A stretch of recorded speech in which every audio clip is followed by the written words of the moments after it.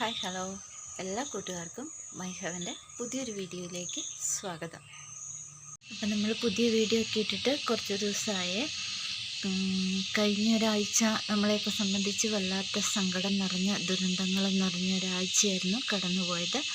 ഞങ്ങൾ വയനാട്ടുകാരെയൊക്കെ സംബന്ധിച്ചിടത്തോളം വല്ലാത്തൊരു ദുരന്തമായിരുന്നു കഴിഞ്ഞു പോയത്.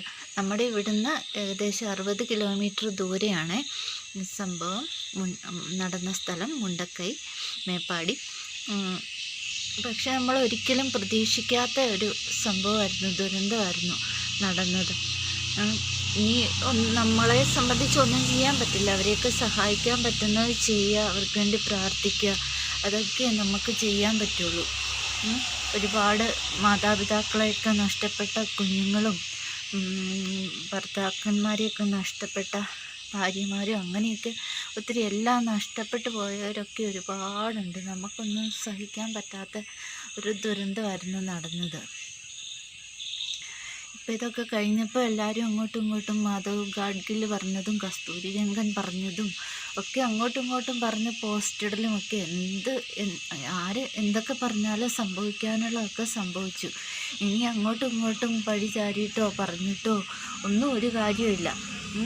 പക്ഷേ ഇതൊക്കെ പറയുമ്പം വയനാട് പരിസ്ഥിതി ലോലമാണ്, അങ്ങനെ ഇതൊന്നും പാടില്ല, ചെയ്തില്ല. അവർ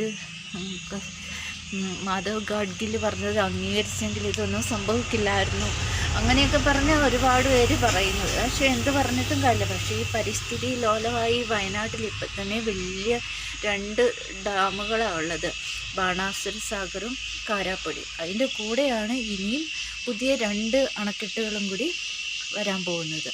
ആ അണക്കെട്ടുകളൊക്കെ പണിയാൻ നേരത്തും അത്തരം സംഭവങ്ങളൊന്നും വരുമ്പോൾ ഒരിക്കലും പരിസ്ഥിതി ലോലമാണെന്നുള്ള കാര്യങ്ങളൊന്നും ആരും കണക്കിലെടുക്കാറില്ല. അപ്പോൾ ഇത്തരം കാര്യങ്ങളൊക്കെയാണ് എല്ലായിടത്തും നടക്കുന്നത്. എന്തെങ്കിലും ദുരിതങ്ങളും ഒക്കെ ഉണ്ടായിക്കഴിയുമ്പോൾ അങ്ങോട്ടും ഇങ്ങോട്ടും പഴിചാരലും കാര്യങ്ങളും ഒക്കെ വരും. എന്തൊക്കെയാണെങ്കിലും നഷ്ടപ്പെട്ടവർക്ക് എല്ലാം നഷ്ടപ്പെട്ടു. അതാണ് ഇപ്പം സംഭവിച്ചിരിക്കുന്നത്.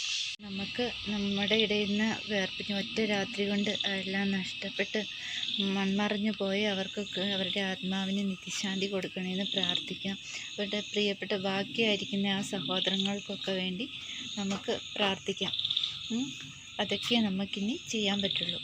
അപ്പം ഇനിയൊരു ആഴ്ച മുഴുവൻ മഴയായിരുന്നേ, ഭയങ്കര മഴയായിരുന്നു. ഇന്നാണ് മഴയൊക്കെ ഒരിച്ചിരി കുറഞ്ഞിട്ടുള്ളത്. ഇന്നും ഭയങ്കര മഴയായിരിക്കും എന്നാണ് വിചാരിച്ചത്. ഇന്ന് കർക്കിടക വാവല്ലേ, അതുകൊണ്ട് ഭയങ്കര മഴയായിരിക്കും എന്ന് വിചാരിച്ചത്. പക്ഷേ ഇന്നങ്ങനെ കാര്യമായിട്ട് മഴയൊന്നും പെയ്തില്ല കേട്ടോ.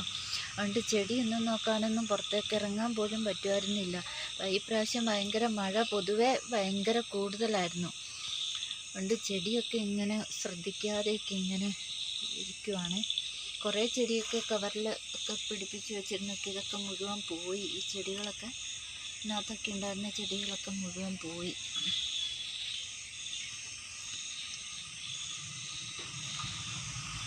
ഈ ചൈനീസ് ബോൾസത്തിൻ്റെ എനിക്ക് ഒരുപാട് കളറുണ്ടായിരുന്നേ.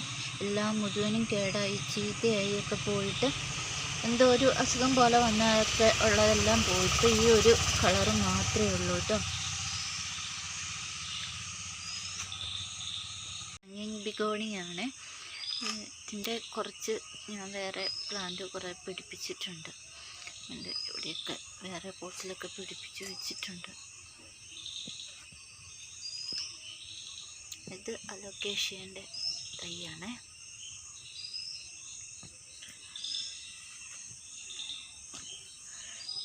ഈ ഭാഗത്ത് ഞാൻ പുതിയതായിട്ട് പിടിപ്പിച്ച് വെക്കുന്ന തൈകളാണ് ഈ ഒരു ഭാഗത്ത് ഉള്ളതൊക്കെ. ഈ കവറിലൊക്കെ കുറേ ഉണ്ടായിരുന്നതാണ്. നമ്മുടെ ഈ ഡെയ്സി ഉണ്ടല്ലോ, ആ പ്ലാന്റൊക്കെ ആയിരുന്നു. ഈ കവറിനകത്ത് കുറേ തൈകൾ പിടിപ്പിച്ചിരുന്നു, അതൊക്കെ പോയി.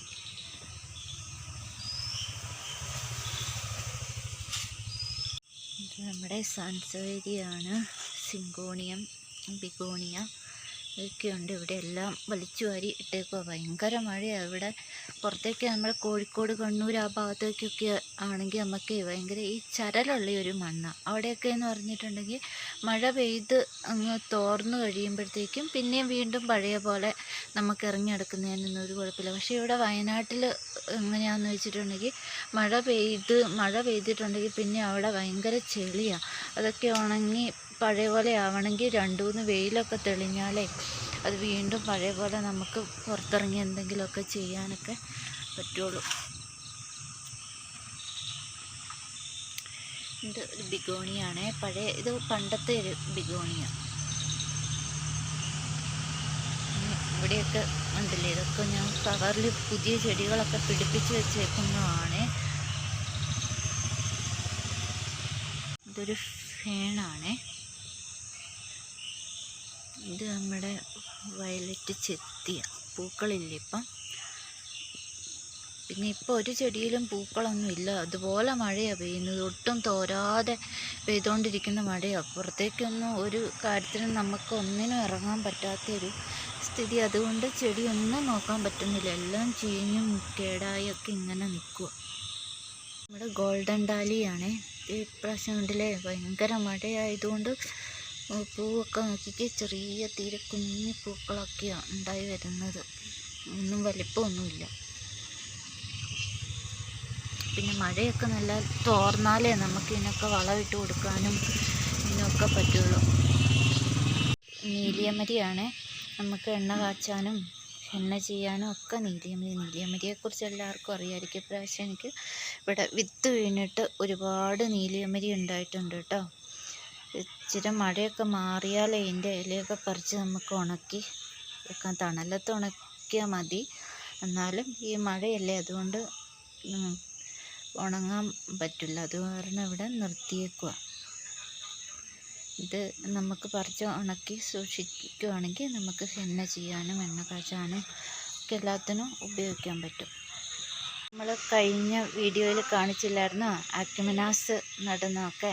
അതുകൊണ്ട് എല്ലാത്തിലും ഇപ്പോൾ പൂവായിട്ടുണ്ട്, എല്ലാത്തിലും നിറച്ച് പൂവായിട്ടുണ്ട്. ഉണ്ടോ, നല്ല ഭംഗിയില്ലേ?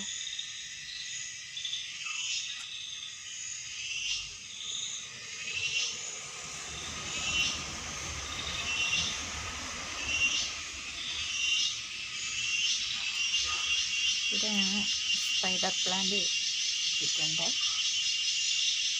അപ്പം ഇന്നത്തെ നമ്മുടെ വീഡിയോ ഇത്രയൊക്കെ ഉള്ളൂ കേട്ടോ. അപ്പം നമുക്ക് അടുത്ത നല്ലൊരു വീഡിയോ ആയിട്ട് വരാവേ. ഇതൊക്കെ വീഡിയോ ഇഷ്ടമാവുകയാണെങ്കിൽ ഒന്ന് ലൈക്ക് ചെയ്യാനും ഷെയർ ചെയ്യാനൊന്നും മറന്നു പോലെ. പിന്നെ സബ്സ്ക്രൈബ് ചെയ്യാതെ കാണുന്നവരൊക്കെ ഒന്ന് സബ്സ്ക്രൈബ് ചെയ്യുകയും കൂടെ വേണേ. അപ്പോൾ നമുക്ക് അടുത്ത പുതിയൊരു വീഡിയോയിൽ കാണാം. അതുവരേക്കും ബൈ.